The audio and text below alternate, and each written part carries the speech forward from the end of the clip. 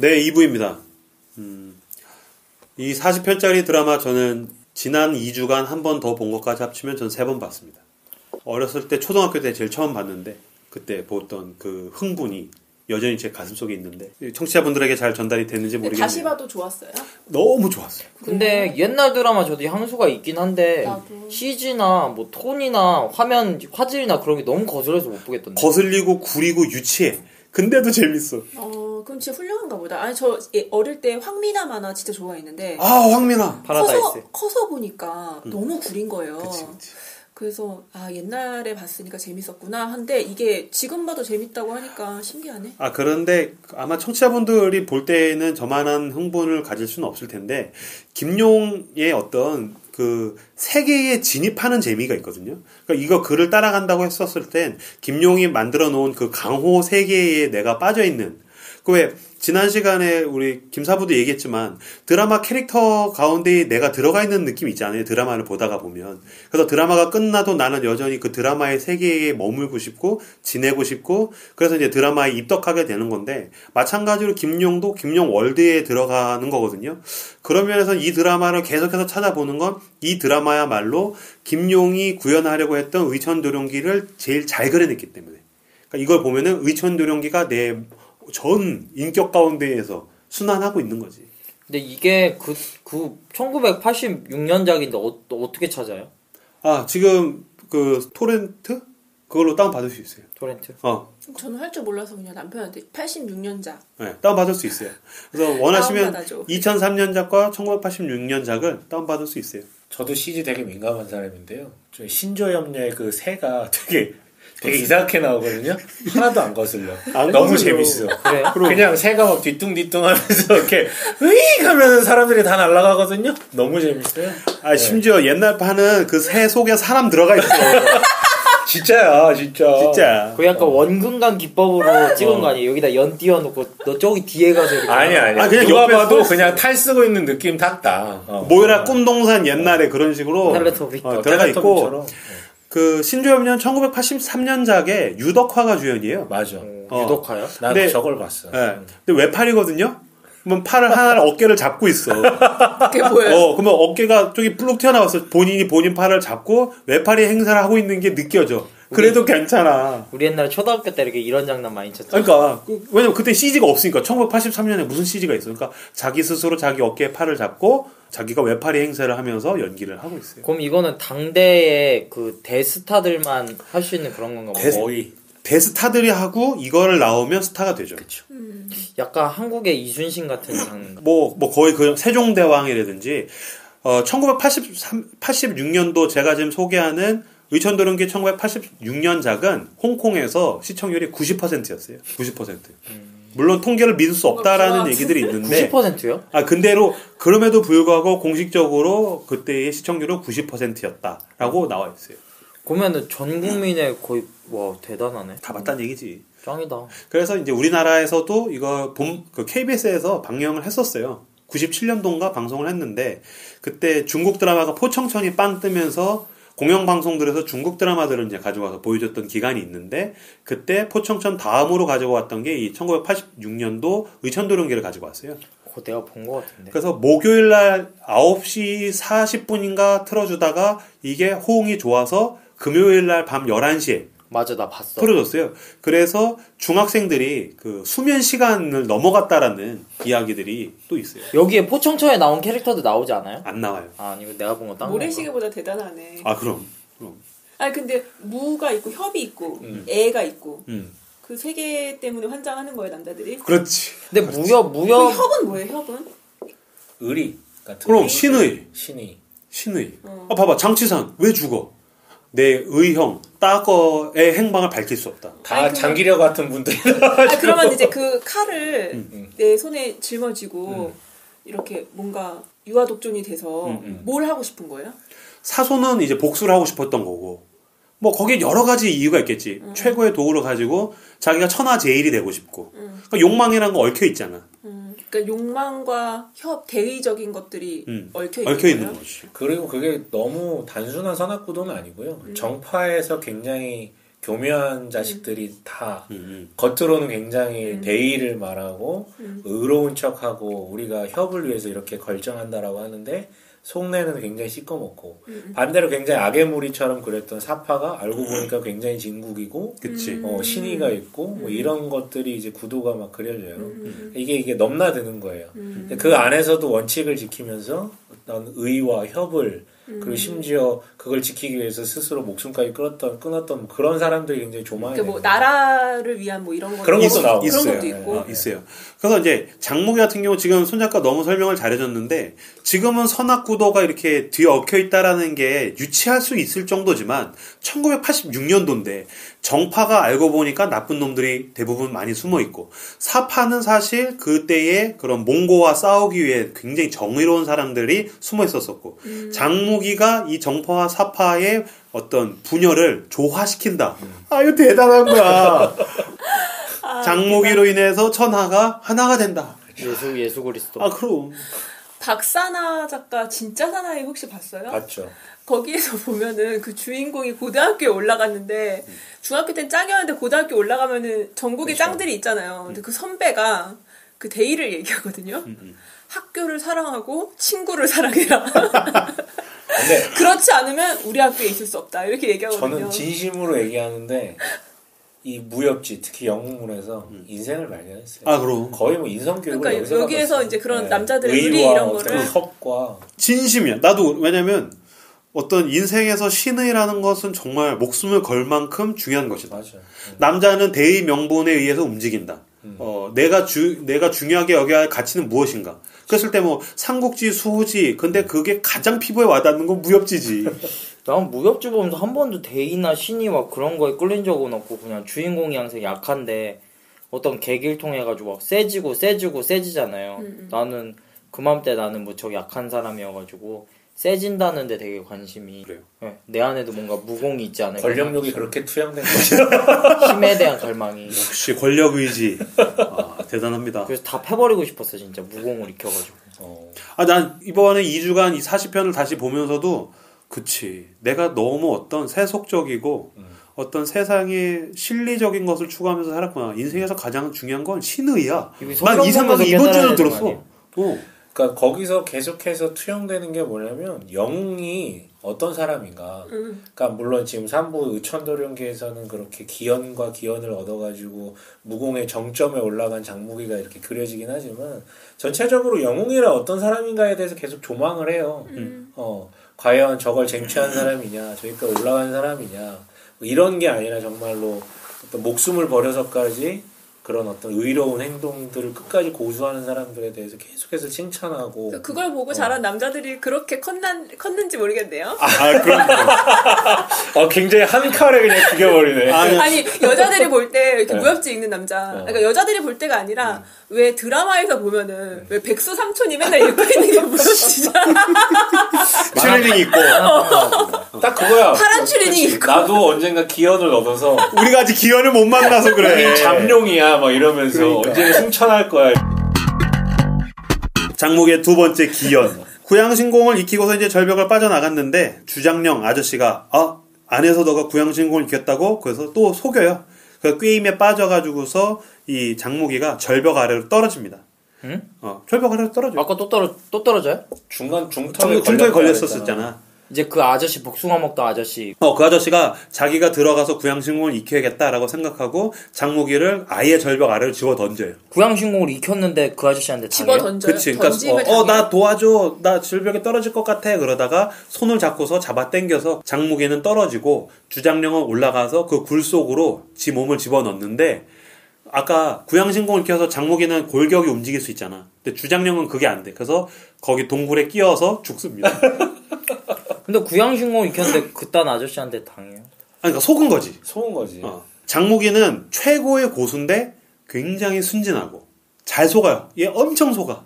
속고 착하고. 그러니까 최근에 무협지들은 지금도 계속 나오거든요. 만화나 어떤 새로운 무협지로 계속 나오고 그 어떤 그 장르물에 대해서 굉장히 좋아하시는 분도 있어요. 근데 요즘 무협지는요, 그냥 손가락 하나로 산 하나를 무너뜨릴 수 진짜 정말 진짜? 손가락 하나로 산 하나를 무너뜨릴 수 있을 정도의 우주와 합일이 되는 수준의 어떤 무공을 발산하는데 타노스군요. 그렇죠. 타노스급이죠. 근데 자극이 세져야 될 것 같아요. 엄청 세, 점점 세져요. 근데 이때만 해도 굉장히 순수했어요. 네. 그리고 신라원 때 배웠잖아요. 천사가 막 사탄한테 속임을 당하고 그치. 위선은 아무도 이길 수 없다. 이런. 근데 왜냐면 이거를 그렇게까지 타노스급을 할 수가 없는 게 몽고군이랑 싸워야 돼. 맞아. 근데 타노스면은 혼자 가가지고 몽고군 다 죽이고 명나라 세우면 되잖아. 근데 그렇지 않고 나중에 주원장을 통해서 명나라가 세워지면서 장목이는 떠나거든. 그렇기 때문에 그 정도로 말도 안 되게 강할 수는 없고 그냥 인간인데 겁나 센 인간. 뭐 이 정도인 거예요. 결국에서 떨어져서 정신을 차려보니까 장목이가 이제 다리가 부러졌어요. 그리고 어느 얼굴이 추한 여자에게 도움을 받아가지고서 부축을 받아가지고서 이끌려 가게 돼요. 그래서 이끌려 가다가 또 여기저기 사람 만나고서 결국에 정신을 차리고 보니까 그 아까 말씀드렸던 명교, 그 사파의 가장 큰 그 명교와 정파 6대 문파가 싸우고 있는 그 전쟁터 한가운데에 장목이가 도착을 하게 돼요. 그 얼굴이 추한 여자애도 결국엔 장목이를 좋아해요. 나중에. 그런데 정말 다들 금상파예요. 그러니까 장목이를 보면 사랑에 빠지는 거야. 맞아요. 네. 걔가 영화에서는 되게 예쁘게 나왔었는데. 그래도 이제 얼굴이 추한 여자 컨셉이에요. 그래서 이제 끌려가서 그 명교대 정파 6대 문파가 싸우는 그 전쟁터에서 보니까 이제 다리가 장목이가 나은 거야. 근데 명교가 지금 열세야. 막 사람들이 이제 죽어가고 있고 이러다가 망하게 생겼거든. 이 의협심이 있는 장목이가 사파라고 해서 가만히 둘 수 없죠. 그래서 어찌 정파가 6대 문파가 이렇게 힘없고 아픈 사람들을 잔인하게 죽일 수 있단 말입니까? 그래서 중재에 나서요. 그래서 그만하시죠. 그랬더니 아미파가 등장합니다. 아미파는 비구니들로 여자 스님들로 이루어진 여자들만 있는 어떤 아마조네스 같은 문파예요. 그 아미파에 아까 이야기했던 그 나중에 그 치정 관계에 있는 그 주지학이 있거든요. 그 아미파에 있는 멸절사태라는 아주 무서운 할머니가 딱 등장을 해요. 그 할머니가 아미파의 넘버원인데 멸절사태가 나타나서 너는 뭐냐 했더니 그만하십시오. 제가 세 대를 맞아드리겠습니다. 저를 차라리 치십시오. 그랬더니 이제 이 아미파의 멸절사태가 세 대를 때려요. 근데 구양신공 있잖아. 그래서 그걸 다 그대로 흡수하고서 아니 이렇게 센 놈이 있었다니 그러면서 어떤 약속을 지키기 위해서 6대 문파는 잠시 휴전을 하게 됩니다. 어쨌든 이게 너무 고마워가지고서 지켜보던 그 명교에 포대화상이라는 사람이 있어. 포대화상. 포대가 말 그대로 그 보자기야. 화상당했어요? 화상은 스님. 그래서 스님이 주머니를 늘 큰 주머니를 갖고 다니면서 사람을 납치하는 스님이에요. 명교에 있는. 망태 할아버지가. 그치. 망태 할아버지. 이 포대화상 설부득 망태 할아버지, 일명 망태 할아버지가 갑자기 장목이를 그 포대로 뒤집어 씌워. 근데 이 포대가 웬만하면 찢어지지가 않는 정말 너무 센 극강의 포대야. 그래서 이렇게 딱 씌워가지고서 얘를 납치해서 명교의 본부인 광명정으로 이제 데리고 갑니다. 못 찢어요? 못 찢어. 구양신공은 도대체 뭐야? 못 찢어. 그 혈자리 아는 거라니까. 아니야, 센데 세상에 그런 어떤 기이한 무기들이라든지 이런 것들이 있는 거야. 그 중에 하나가 이제 이 포대. 망태 할아버지가 이제 납치해서 갔는데 거기에 이제 명교의 수장급들 한 6명 정도가 서로 다투고 있어. 왜냐면 교주가 지금 없어. 교주가 공석이야. 그래서 서로 내가 교주다. 내가 교주감이다. 그러면서 서로 이제 막 처음에는 다투다가 서로 이제 싸우기 시작해요. 무공을 다루다가 서로 다 지쳐. 그래서 내공이 소진됐어. 아, 너무 힘들다. 이제 그만 싸울까 하는데 갑자기 누군가가 경공술로 빠르게 등장해서 그 6명의 혈도를 다 짚습니다. 혈도를 짚은다는 것은 무슨 뜻입니까? 드라마를 보시면 한 무공의 고수가 손가락 하나 내지 2개로 이렇게 상반신에 이렇게 툭툭툭 치면은 사람이 얼음이 돼요. 그러면 혈도가 짚힌 겁니다. 어떤 왼쪽 가슴 위쪽이라든지 어깨 쪽에 이렇게 툭 치면은 그 사람의 혈을 짚어서 못 움직이게 만드는 거죠. 그래서 그 6명의 명교의 고수들을 다 혈을 빠르게 짚어서 6명이 다 얼음이 돼버려요. 그게 최고네요. 무술의 최고 경지네요. 그렇지 않아. 아니. 또 있어? 아니 혈도는 누구나 다 짚을 수 있어. 짚을 할 수 있어. 그러니까 기습적으로 잡히면 얼음이 되는 거야. 그치. 물론 그걸 초월하는 정도의 무공이 있는 사람들도 있긴 하지만 내공이 심후한 사람, 극강의 내공을 가지고 있는 사람은 혈도를 짚었을 때 자기 스스로 풀어요. 그리고 잘 걸리지도 않고 그런데 뭐 혈도는 중원의 고수 다 짚어요. 너도 짚잖아. 너 못 짚어? 검사부. 뭐 다 짚잖아요. 저도 짚을 수 있어요. 여자 주인공이 그 흰색 머리 할아버지한테 무술을 배울 때 처음에 첫 인사로 혈도를 짚혀가지고 스탑되죠. 멈추죠. 그죠. 그 장면이 나오죠. 네. 마지막에 그걸로 죽이잖아요. 그런 거예요. 그 명교의 그 고수들을 혈도를 다 찍는 다음에 우하하하 혼자 웃으면서 이제 자기의 등장을 알려요. 이 사람이 아까 얘기했던 그 악당 성곤 원진대사예요.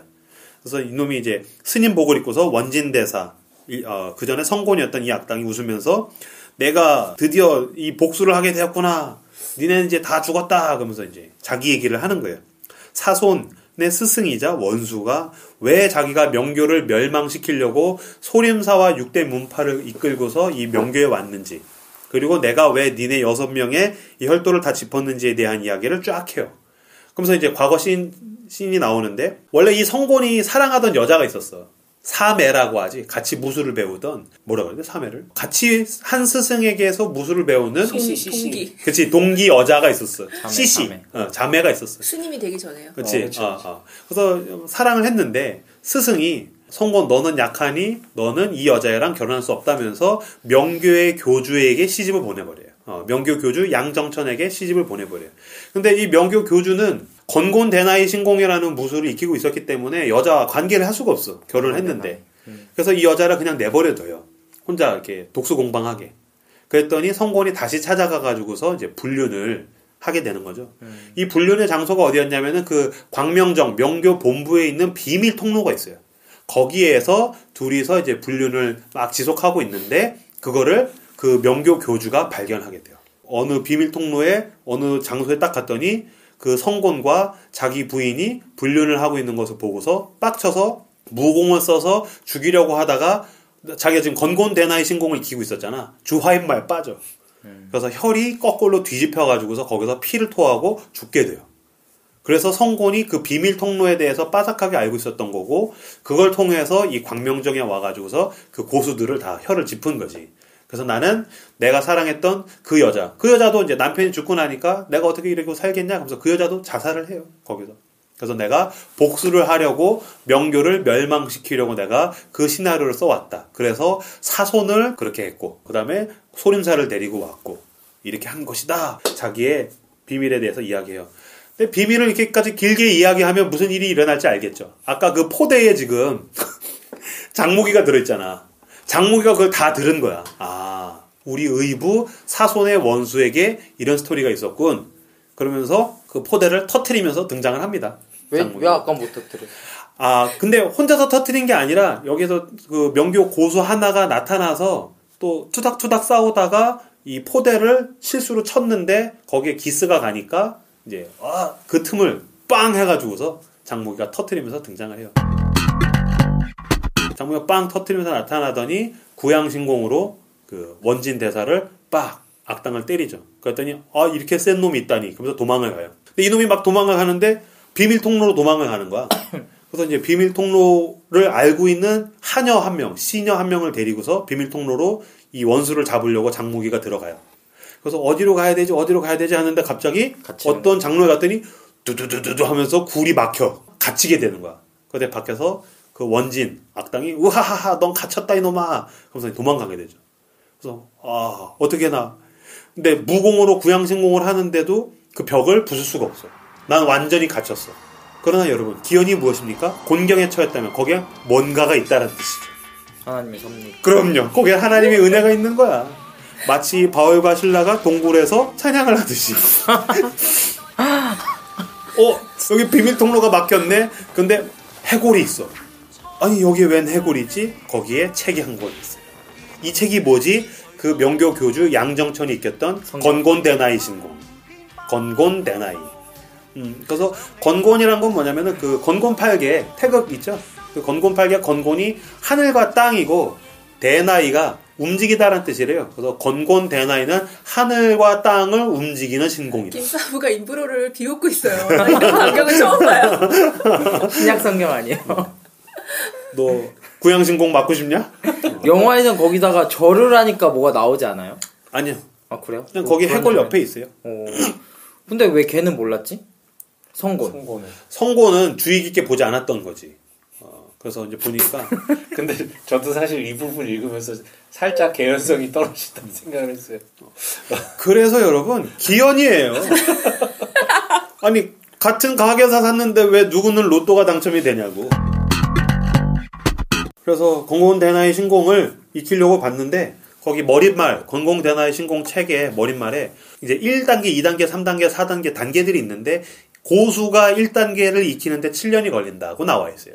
그래서 장무기가 못하겠네. 고수가 7년이 걸린대요. 그랬더니 같이 갇혔던 그 여자 하녀가 있는데 그래도 여기서 갇혀서 죽느니 한번 해봐요. 그러더니 5분 만에 익혀요. 고수가 7년 만에 익힐 거를 얘는 5분 만에. 그럼 구양신공을 익힌 초고수니까. 전설적으로 가장 많이 익힌 사람이 5단계까지 명교 교주 중에서 5단계까지 익혔는데 이 장무기는 7단계까지 거기서 익히고서 벽을 한 방에 부수고 나오게 됩니다. 7단계가 끝이에요. 어쨌든 빨리 나가야 되니까. 그 책을 쓴 사람은 누구예요? 그 진짜 고수가 썼겠네? 하나님이 썼겠지. 하늘에서 뚝 떨어져 있는 거야? 사도 바울 아니에요? 아니야, 누군가 초고수가 그걸 남겨. 초천재가 있는 거지. 어떤 100년의 세기적인 인물들이 이제 쓰는데 그게 아까 구양신공이라고 했잖아요. 그게 원래 구음신공하고 이렇게 양과 음의 조화거든요. 근데 이게 한 개만 익혀도 예전에 동방불패라고 그 영화 나왔던 그 동방불패가 익혔던 신공이 구음신경이에요. 그리고 그 영문 1부, 2부의 주된 무공이 이제 구음신공이 그걸 찾아다니는 건데 이 두 개가 연합된 게 시조가 있을 거 아니에요. 이게 달마예요. 맞아. 달마예요. 달마가 서역에서 중국 땅에 와가지고 그 불교를 이렇게 하는데 이제 우리는 불교로만 알고 있지만 모든 무협에는 달마가 모든 무공의 시조로. 아니 안 그래도 궁금한 게 소림사도 그렇고 중국 스님들은 싸움에 관심이 많고 싸움을 잘하는데 우리는 어쨌든 중국에서 그 불교를 전달받았는데 우리나라 스님들은 되게 점적이잖아요. 아니요, 싸움 되게 잘하잖아요. 우리나라 때 다 임진왜란 때 뭐 승병들. 그리고 우리나라 스님들 하체 근육이 장난 아니어가지고 족구 예전에 한번 했었거든요. 장난 아니에요. 산 타고 다니고. 아니 맨날 절하잖아요. 그게 스쿼트잖아요. 그리고 하는데 장난 아니에요. 물론 그래 승병들도 있었지만 우리나라에서 약간 소림사 이미지는 없잖아요. 절을 생각할 때. 근데 중국도 무술을 익히는 절은 소림사밖에 없어요. 다 사는 게 아니고 소림사밖에 없어요. 우연히 듣기로는 소림사도 원래 그런 게 아니었는데 약간 이렇게 캐릭터가 입혀지면서 그게 더 그렇게 상품화되면서 그게 더 익혔다 그러더라고요. 성무보이 친미 때문에 그래. 그 비밀 통로를 건공대나의 신공으로 부수고서 나와요. 그랬더니 아까 잠시 휴전했던 명교와 6대 문파가 싸우고 있어요. 얘는 뭐 건공대나의 신공까지 익혔으니 싸움을 더 잘하잖아. 그래서 이거를 한 방에 또 제압하고 중재합니다. 이거를 계기로 명교의 교주가 돼요. 그래서 이후로는 장모게이, 장무기에서 장교주로 불려요. 장기려 되는 거 아니야? 그래서 장기려가 되죠. 그렇죠. 너무 그래서 장교주가 너무 해맑게 좋아한다 김사부가. 그 다음에 내용은 이제 사랑과 전쟁. 기연이 있었다면 사랑과 전쟁. 뭐 간략하게 추려도 4명의 여자가 이제 장무기를 좋아해요. 장무기랑 대화를 한 3번, 4번 나누고 나면 다 장무기 좋아하는데 4명의 여자가 열렬하게 장무기를 좋아하거든요. 그리고 장무기는 얘는 되게 우유부단한 면이 있어. 그래서 잘해주면 무조건 좋아해. 금사빵. 장무기도 좋아해. 그래서 그 여자들을 다 좋아해. 얘가 어머니랑 아버지 자결했으니까 애정결핍이 있지. 또 그렇게 볼 수 있겠네요. 역시. 그럴 수 있겠네요. 얘가 또 거절을 잘 못하고 우왕좌왕하고 그래요. 그래서 어쨌든 4명과 다 사랑의 러브스토리가 있는데 그래도 사랑과 전쟁이라고 했을 때 치정관계라고 했을 때는 그 4명 중에서 특히 2명의 여인의 전쟁이 이 뒤에 후반부의 주된 내용을 이뤄요. 제가 앞서서 말씀드렸던 주지약, 그 아미파의 나중에 이제 장문이 돼요. 주지약이 있고 그 다음에 조민이라는 여자가 있어요. 의천도룡기에 나오는 주인공이라고 했었을 땐 장무기, 그 다음에 주지약, 조민 이 3명이 의천도룡기의 주인공이라고 생각하시면 돼요. 매니아들은 역대 조민, 역대 주지약들 그래서 누가 제일 예쁘냐 서로 막 다투기도 하고. 그것도 당대 최고 여배우들이 하는 거 아니에요? 그쵸. 뭐 전지현. 그 정도 급인 거야. 그리고 실제로 이 86년도에 그 조민 역할을 맡았던 여미한 같은 경우는 지금 그 매니아들이 뽀샵해서 그 30년 전 사진을 서로 공유해. 염의한? 그러니까 우리나라 약간 장희빈을 누가 하냐 약간 이런 그치. 그걸 포샵, 옛날 사진을 포샵해가지고서 막 자기네 그 카페나 사이트에 막 올리고 그거 막 간직하고 있고 그래. 염의한. 근데 나도 처음에는 아, 헤어스타일 진짜 촌스럽다. 야, 화장이 왜 저러냐. 근데 보고 있는데 나중에 여미한이 이뻐. 조민이 이쁜 거야. 중국 배우 중에 조민이라는 애 있잖아요. 걔는 본명이 조민인데 네. 여기서는 캐릭터 이름이 조민이고 배우 이름이 여미한이에요. 그래서 먼저 여자 주인공 첫 번째 주인공은 조민이죠. 역할 이름이 이제 조민이에요. 장무기가 명교 교주가 된 다음에 6대 문파가 각각 다 집으로 이제 돌아갈 거 아니에요. 고향으로 돌아가다가 돌아간다고 했는데 도착을 안 했어. 다 어디론가 납치가 된 거야. 그리고서는 갑자기 누군가가 자기가 명교 교주라면서 남장 여자를 한 사람이 등장을 해요. 그래서 장무기가 너 왜 내 행사하고 다니냐? 그랬더니 이제 죄송하다. 그러면서 술을 대접하겠다고 장무기와 그 명교 사람들을 대접하더니 막 독을 타요. 그래서 독에 빠지게 되고 또 해독약을 준다고 그래놓고 함정에다가 빠뜨리고 해독약 달라고 하니까 또 뭐 3가지 소원을 들어달라고 하고 이 여자가 바로 조민이에요. 근데 굉장히 매력적이에요. 이 여자가 누구냐면 그 몽고의 왕, 그러니까 이제 황제가 있고 그 밑에 이제 왕들 있잖아요. 지역을 다스리는 여양왕이라고 불리는 그 왕의 딸, 그 사람의 중국 이름이 조밍인 거예요. 여양왕이 그 몽고의 저항적인 중원의 고수들을 제거하고 그들의 무술을 배워서 강호를 점령하기 위해서 자기 딸을 보냈는데 이 딸이 이제 조민인 거고 조민이 계략을 써가지고서 6대 문파를 제압하고 명교 교주 장무기 행세를 이제 막 하고 그런 거죠. 그래서 처음에는 의천검 도룡도 뺏어서 강호 점령하고 몽고로 통일을 하려고 했다가 나중엔 장무기를 사랑하게 돼요. 그래서 장무기를 사랑하고 장무기를 따라가고 오히려 몽고를 이제 등지게 되고 아버지와 싸우게 되는 게 이 조민이에요. 여기서 조민 캐릭터는 굉장히 똑똑하고 눈치가 빠른데 거짓말을 잘하고 술수에 능해요. 그래서 간사하고 약간 잔인하기도 해요. 그런데 공주잖아. 그러니까 원하는 건 가져야 돼. 그러니까 이게 사실 남자들이 좋아할 수밖에 없는 게 굉장히 약삭 빠르고 똑똑하고 지혜롭고 그런데 나를 너무 좋아해. 그래서 조민이 자기 자신을 너무 좋아해가지고서 막 나라를 다 팔아먹고 막 그러니까 되게 매력적이에요. 그러니까 넘사벽이고 쉽게 가질 수 없는데 그 사람이 날 좋아한다. 그거는. 그치. 그게 바로 조민 캐릭터예요. 근데 이런 캐릭터가 영웅문에 자주 등장하죠. 영웅문 1부에도 보면은 이제 곽정과 있는 황용 같은 경우가 이제 이런 캐릭터죠. 똑똑하고 간사한데 그 남자 주인공 바보 같은 등신 같은 남자 주인공을 너무너무 사랑하는 캐릭터. 딱 이 조민이 그런 캐릭터예요.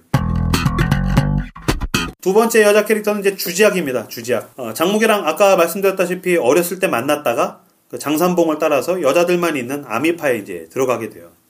근데 이 아미파는 남자를 싫어하고 사파와 명교를 극혐해요. 완전 그 원더우먼의 걔네네. 딱 그런 식이에요. 근데 아까 이 아미파의 장모님 넘버원인 멸절사태가 장무기를 이제 팼다 그랬잖아요. 장무기를 너무 싫어해. 멸절사태 드라마에서 보면 너무 무섭게 생긴 할머니거든. 이 할머니가 장무기를 너무너무 싫어해. 삽하고 막 괜히 지가 나서서 정의로운 척하고 막 그러거든. 너무너무 극혐을 해가지고서 나중에 죽으면서 유언으로 주지학에게 너가 장문인이 되라. 내 뒤를 이어서 너가 넘버원이 되라.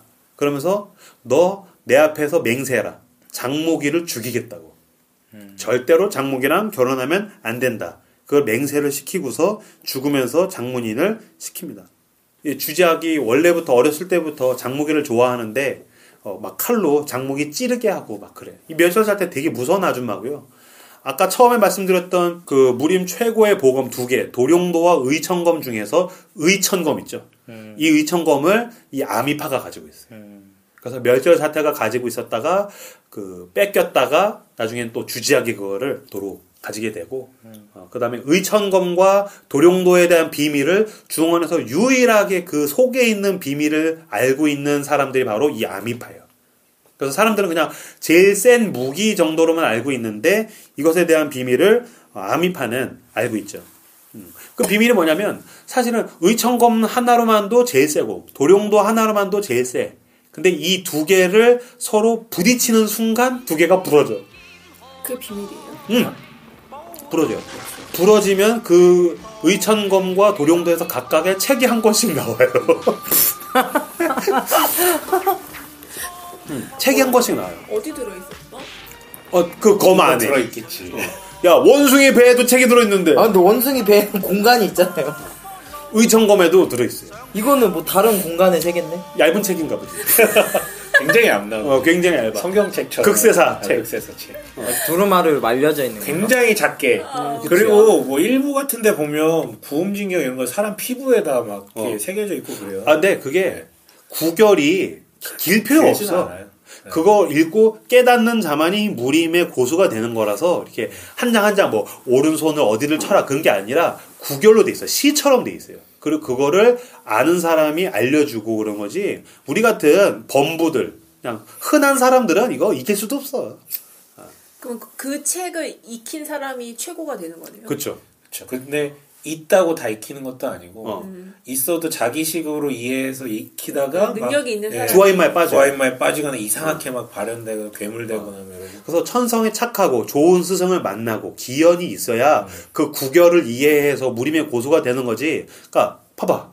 기술이 중요한 게 아니라 인성이 중요해. 인성. 착한 사람만이 하늘이 도와서 기연에 의해서. 그래서 의천검 안에는 구음진경, 아까 손 작가가 말씀드렸던 구양신공과 비견되는 음기의 무공인 구음진경이 들어있고, 그 다음에 그 도룡도에는 무몽유서라는 병법책이 들어있어요.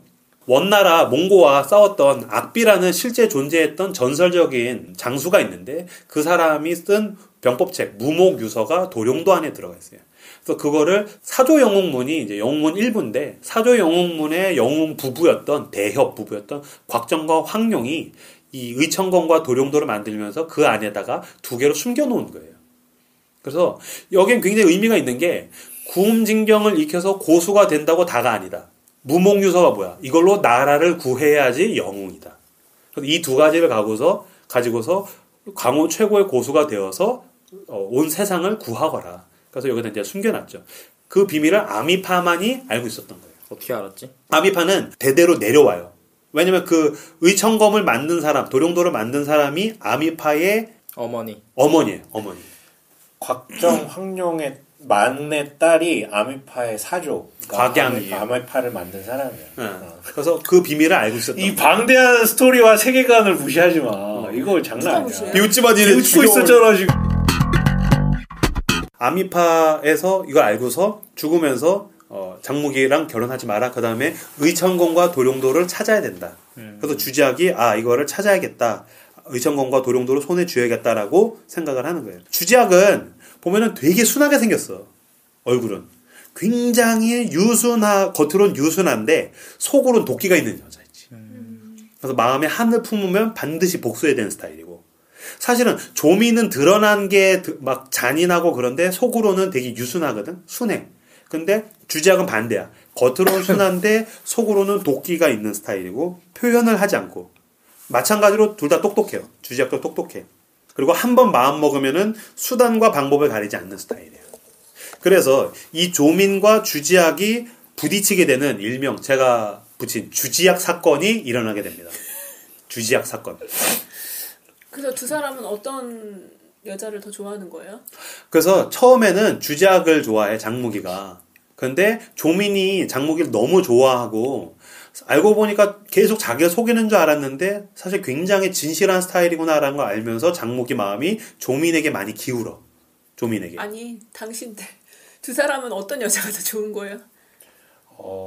끝까지 보시면 주지학을 좋아할 수가 없어요. 이 주지학 사건으로 인해서 모든 사람의 남자의 마음은 조민에게 귀결돼요. 아까 그 마음이 흔들린다는 게 조민이었어? 처음에 일부에서 얘기했던 여자. 소영요. 주지학이나 조민 정도는 잽도 될 수 없는 소영이는 독보적이에요. 독보적인 여자예요. 소영이는 인물이 많이 나오니까 헷갈렸어. 소영이는 선녀거든. 선녀. 인간계가 아니야. 네. 신계에 있는 유일한 한 여성. 알겠습니다. 그 이제 조민이 주지학의 사부로부터 의천검을 빼앗아요. 아까 그 6대 문파 고수들을 다 납치했다 그랬잖아. 독 타가지고서 십향연근산이라는 도구로 다 납치를 했거든. 그래서 이제 그 주지학 사부가 가지고 있었던 의천검을 빼앗은 상태야. 그 빼앗은 상태에서 장무기한테 소원을, 3가지 소원을 들어다오. 그래서 그럼 소원이 뭔데? 그랬더니 첫 번째 소원, 도룡도를 찾는 거를 도와달라. 왜냐면은 처음에 조민의 의도는 중원을 몽고가 지배하게 만드는 게 목적이었기 때문에 도룡도를 찾아달라고 그래요. 그래서 조민을 데리고서 장무기가 도룡도를 찾으러 가요.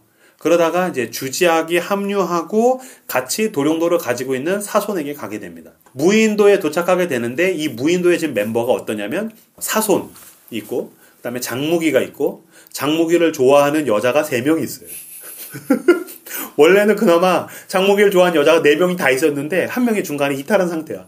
그래서 장무기를 좋아하는 3명의 여자, 조민, 주지학, 그리고 이제 어쨌든 주아라는 여자, 그 다음에 장무기, 사손, 이 5명이 무인도에 있어요. 근데 여기서 어쨌든 서로 잘 위아더 월드 하면서 지내다가 장무기가 눈을 딱 떴더니 되게 지금 온몸이 혼미한 거야. 아, 내가 독에 당했구나라는 걸 깨달아요. 온몸이 움직일 수 없는데 이 독은 누가 썼던 독이냐면 그 조민이 처음에 그 문파 고수들을 납치할 때 썼던 독이야. 직감적으로 조민이 독을 썼구나. 왜냐하면은 도룡도를 훔치기 위해서. 그리고 조민은 원래 의천검을 가지고 있었으니까 이 2가지를 다 훔치려고 우리에게 독을 탔구나. 정신 차리고 보니까 의부 사손도 막 그러고 있고, 그다음에 주지학도 해롱해롱하고 있고, 자기를 좋아하던 그 주아라는 별로 유명하지 않은 캐릭터는 칼로 막 난도질이다 해서 죽어 있는 거예요. 그리고 조민은 도망가 있는 거야. 안 보이는 거야. 그래서 조민이 우리에게 독을 타고 그 다음에 주아를 죽이고서 의천공과 도룡도를 가지고서 도망갔구나. 너무너무 실망을 해요. 왜냐면은 여기에 여행을 오면서 그 여행하는 여정 내내 조민을 사랑하게 됐거든. 그래서 좀 좋은 마음을 가지고 있었는데 역시 악랄한 본성은 변하지 않아. 그러면서 그 의부 사손도 그 여자 나쁜 여자다. 주지학이랑 결혼하거라. 막 그래가지고서 주지학에게 이제 마음이 고정되기 시작을 해요. 그래서 이제 결혼을 준비하는 과정 가운데에서 의부 사손이 사라져요. 의부랑 주지학이랑 두고서 어디를 갔다 온 사이에 의부가 사라지고 결혼식 날이 됐는데 우리 의부는 어디지? 근데 갑자기 조민이 나타나요. 그러더니 장목이 너 의부 사라졌지? 그랬더니 결혼하지 마. 그랬더니 안 돼. 남자는 약속을 지켜야 돼. 그랬더니 그제서야 비로소 그 지켜주기로 했던 3가지 약속 중에 2번째 약속을 지켜. 2번째 약속이 뭔데? 그랬더니 조민이 말합니다. 이 결혼하지 마. 주지학이랑 결혼하지 마. 그랬더니 안 돼. 그랬더니 조민이 내가 이거를 보여주면 너 결혼을 안 한다고 나를 따라오게 될 거야. 그랬더니 뭔데? 딱 보여줬는데 그 의부 사손의 머리카락, 그 금발 머리카락을 딱 보여줘요. 그랬더니 저쪽에서 주지학이 가면 안 돼. 약간 표독스러운 표정을 하고 있고 조민이 자 그러면 어서 나를 따라와. 그래서 장무기가 조민의 손을 잡고서 결혼식을 파하고 도망가게 됩니다. 영화랑은 완전 없는 내용이네. 영화에 이 부분 안 나오지. 그래서 주지학이 복수에 대해서 다짐을 하면서 표독스러워지기 시작해요. 그러면서 드라마에서는 계단을 올라가면서 순했던 주지학이 그 멸절사태같이 무서운 할머니의 모양으로 변하면서 장무기 죽여버리겠다. 이제 그런 표정으로 늘 다니기 시작을 해요. 찾아보니까 사손이 소림사에 있었어요. 소림사에. 왜냐면은 아까 그 원진 이놈이 성곤 이놈이 소림사에다가 가둬놓은 거예요. 그래서 소림사의 전설의 고수 3명을 통해서 사손을 지키게 하고 사손이 여기에 소림사에 있다라는 소문을 퍼뜨려서 바보 같은 6대 문파 정파 고수들이 소림사로 모이게 됩니다. 장무기가 이제 사손을 구하기 위해서 거기 가가지고서 그 3명의 신승이랑 이제 막 싸워요. 싸우고 또 주지학이랑 또 나중에 싸우게 되고 그러는데 사손을 딱 구출하는 순간 사손이 범인을 얘기해주죠. 범인은 조민이 아니었어. 예? 조민이 범인이 아니라고요?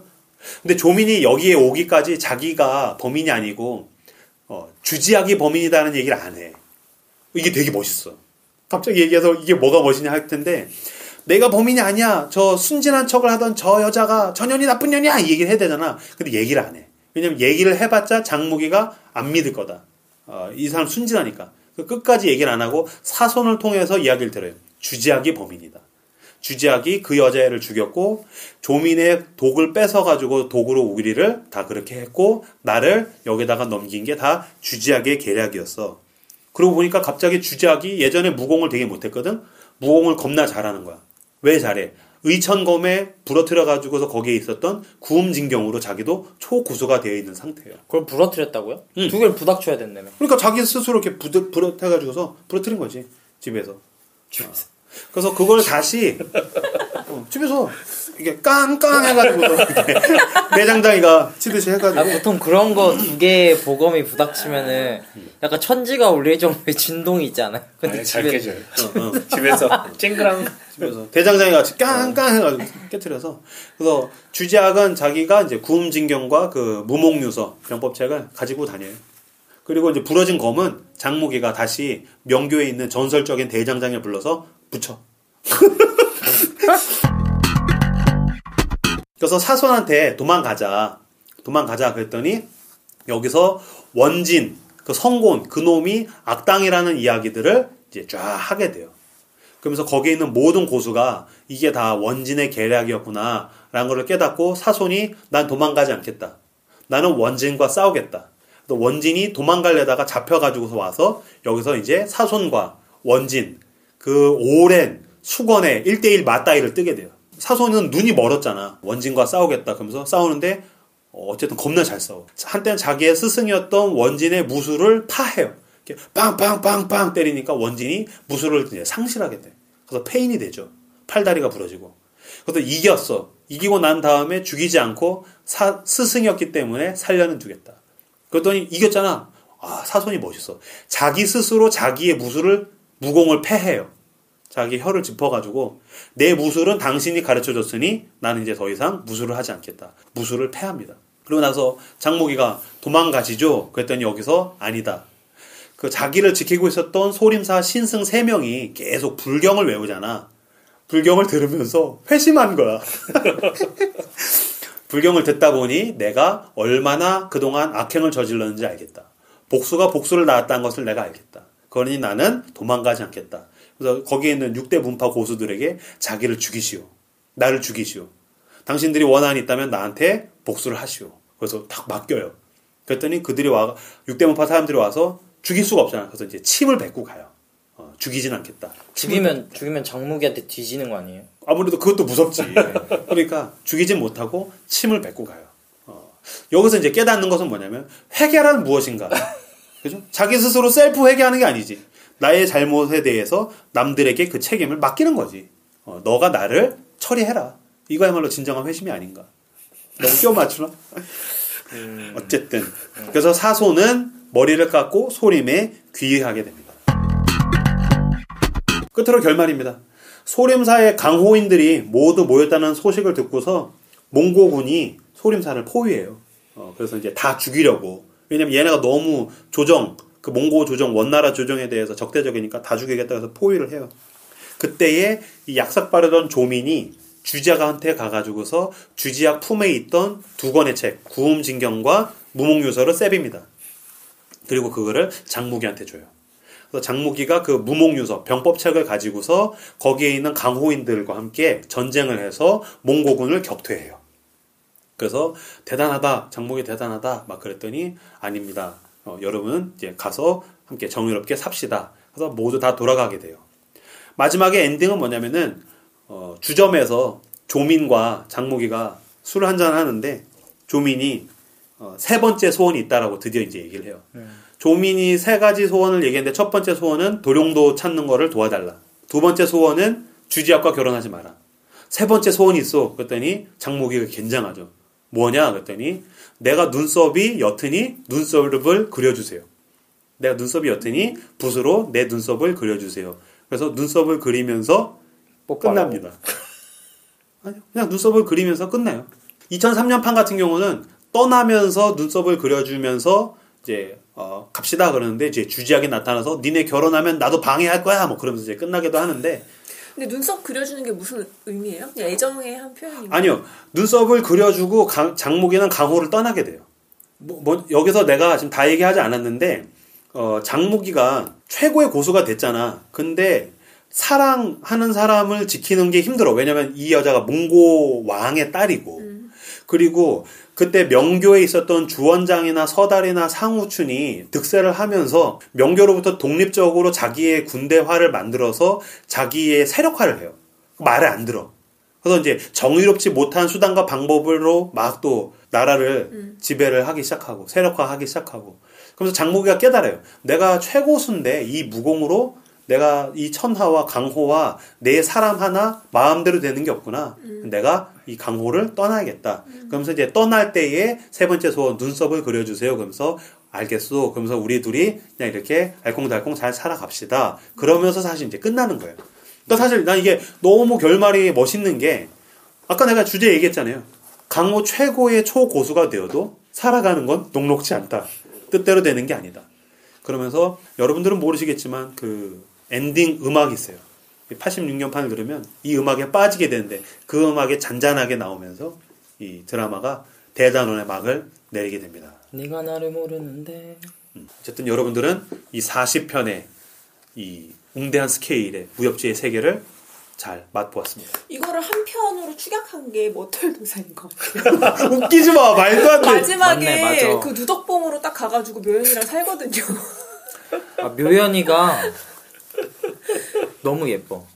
뭐 그런 아니야. 것도 있지만 막 최고 그 표정 안 보여 지금 분노했어. 아니야. 거기서 그런 거 나오잖아. 아니 나도 최고 통했어. 무술가가 돼가지고 막 이렇게 세상을 다스리고 이런 그래, 게 아니라 그거야. 누덕봉으로 딱 돌아와. 거기서도 스승님이 그거 이거 높은 거 변해가지고 이렇게 하지 말라고 하니까 맞아. 걔가 이렇게 한 바퀴 돌잖아요. 그러니까 이 이번에. 모든 철학이 다 이 머털도사에 담겨 있다. 그러니까 그 아 진짜 짜증난다. 마지막으로 한마디씩 하시고 마무리 짓겠습니다. 보고 싶네요. 볼 수 있다면. 소설이 나요. 소설이 나요. 네? 소설로 보세요. 소설은 지금 봐도 안 촌스러워요? 하나도 안 촌스러워요. 그치. 네. 그러면 한번. 촌스러울 수가 없어요. 그치. 근데 그리고 주워 듣기로는 고려한 게 훨씬 재밌었다고. 재밌어요. 그게 김영사에서 나온 번역이 후져요. 그래요. 김영사에서 나온 번역이 중국어는 잘 하는데 맛이 무협지에 없나? 대한 이해가 없는 사람이 이걸 했어요. 굉장히 전문가들이 이야기하는 게 그 일부 사조 영문에서 노완동 주백통이라는 그 캐릭터가 나오는데 늙었는데 무술 너무너무 잘하는데 장난꾸러기야. 그래서 별명이 노완동이야. 근데 이거를 장난꾸러기 뭐 이런 식으로 번역을 하는 거야.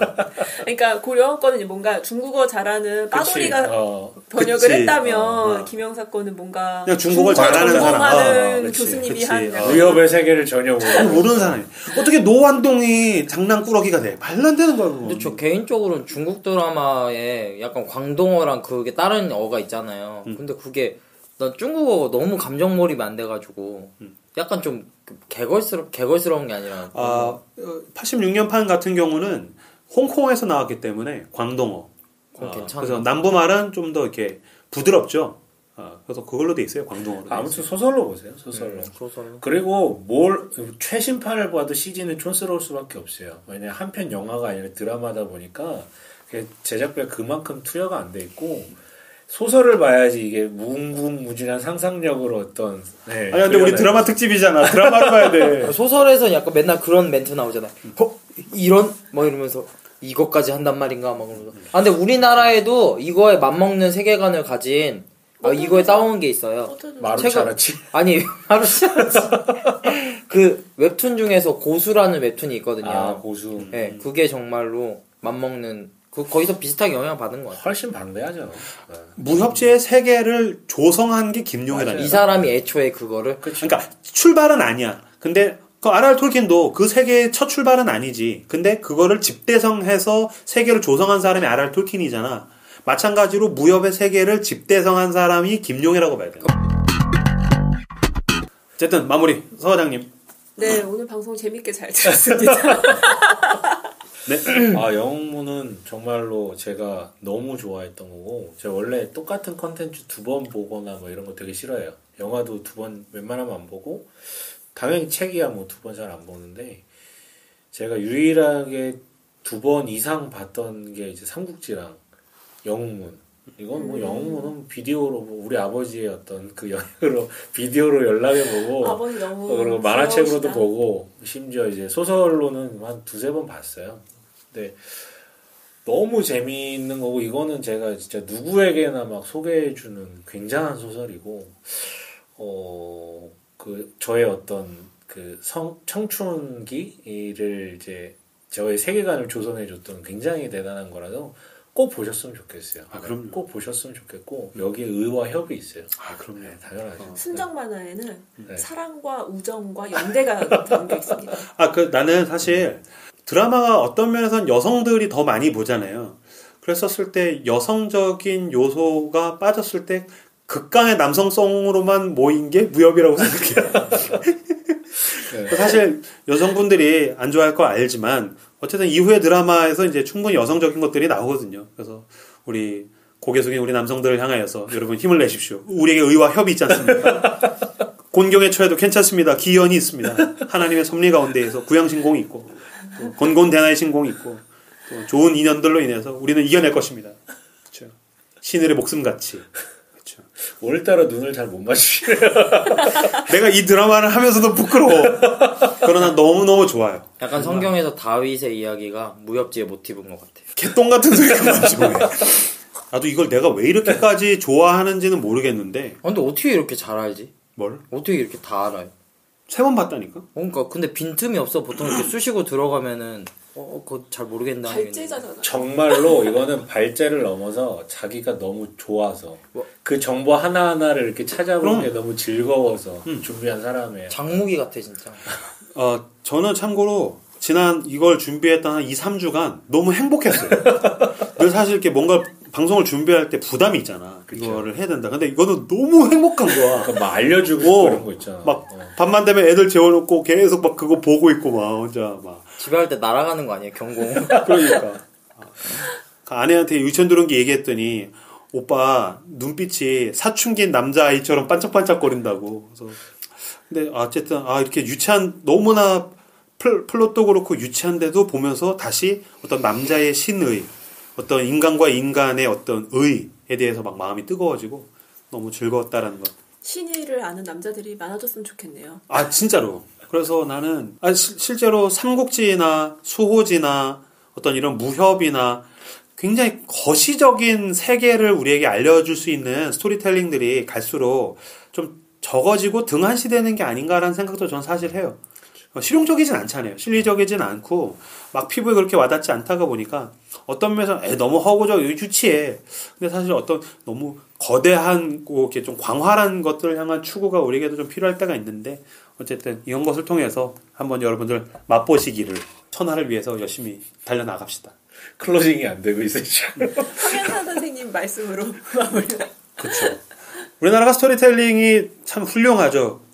근데 이제 황현산 선생님의 말에 따르면 중국 정도 스케일 되면 날아다니는 사람 하나 정도 있다고 그러는데 우리나라 스토리텔링도 훌륭하지만 이런 좀 광대한 세계를 맛보시는 것도 괜찮을 것 같습니다. 여기까지 해서 마무리. 함께 해주셔서 감사하고 다음 주엔 또 알차고 재미있는 드라마, 현실적인 드라마로 여러분들 찾아뵙도록 하겠습니다. 감사합니다. 감사합니다.